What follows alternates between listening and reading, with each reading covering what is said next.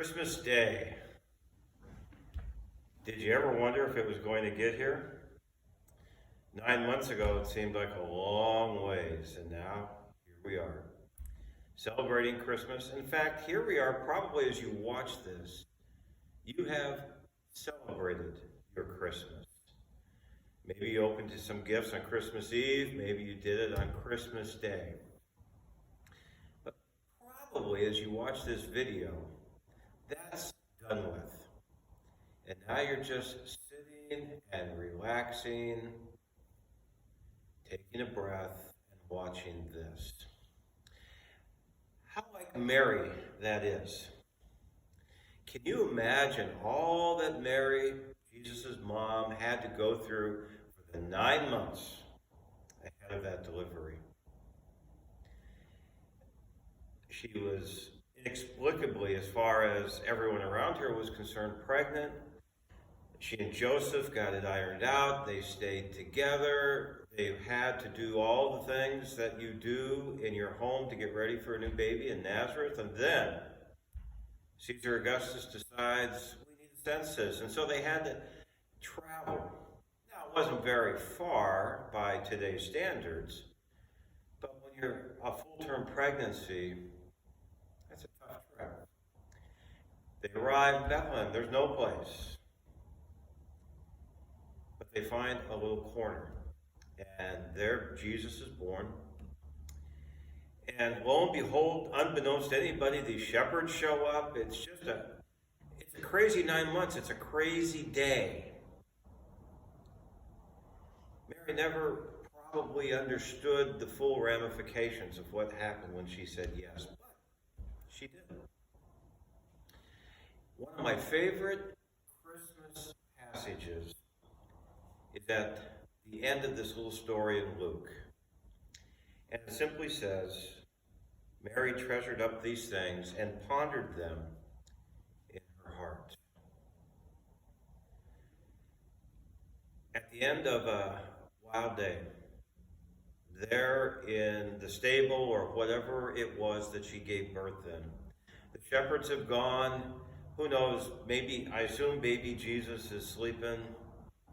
Maybe Joseph is sleeping. She's treasuring these things.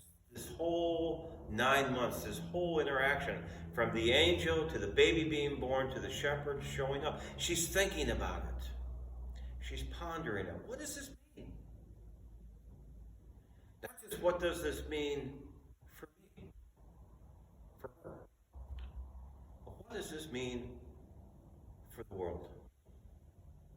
I think we each need a moment at Christmas time to ponder what just happened. I mean, the presents get opened so quickly and the kids move from one to the other and we have breakfast or lunch or whatever it's going to be, but then you get to the end of the day and you treasure these things and you ponder these things, just like I believe Mary did. And this is so critical because we need to process. We need to think through everything that's happened.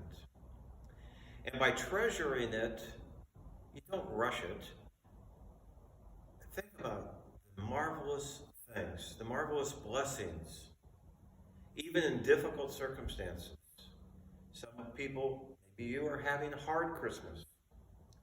But it can be tough, but there's still things to treasure because that is the nature of Christmas.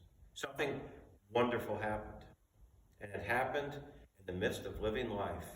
And it happens that way at every Christmas. But God shows up. God does things. And then it's up to us to think about those things, to ponder those things, to treasure those things. But friends, we can't stay there. Christmas Day will come and go, and then it's going to be back to whatever it is we do. Christmas will suddenly be in the rearview mirror of our lives. The next Christmas, so far away, we're not even thinking about it. And I think we need to treasure, ponder, but also decide how does what we experience at Christmas impact us going forward. To that end, I have a little poem that Howard Thurman wrote that I'd like to share with you. It's called The Work of Christmas. When the song of the angels is stilled, when the star in the sky is gone, when the kings and princes are home, when the shepherds are back with their flock, the work of Christmas begins. To find the lost, to feed the hungry, to release the prisoner, to rebuild the nations, to bring peace among others, to make music in the heart. So oftentimes people talk about having a personal relationship with God, a personal experience with God, and certainly that needs to be the case. Just as Mary had that very personal experience as she treasured and pondered that first Christmas. But she couldn't stay there. She had to move on, and she did. Just as we can't stay there, we have to move on. But how do we move on? And that's where I find this poem to be so helpful.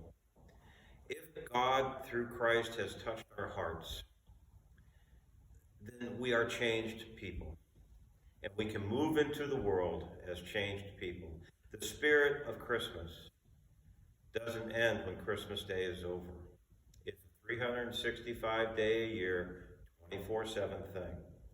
So as you treasure and ponder things this Christmas, give thanks to God for all that has been done for you and for us in Jesus Christ. But also remember that there is work to be done, that we need to take that love, we need to take that compassion, and go out into the world and make Christmas an everyday thing and not just once a year. I hope you are having the merriest of Christmases with your family and friends, and may you continue to experience Christmas blessings throughout the year. Merry Christmas, and God bless you.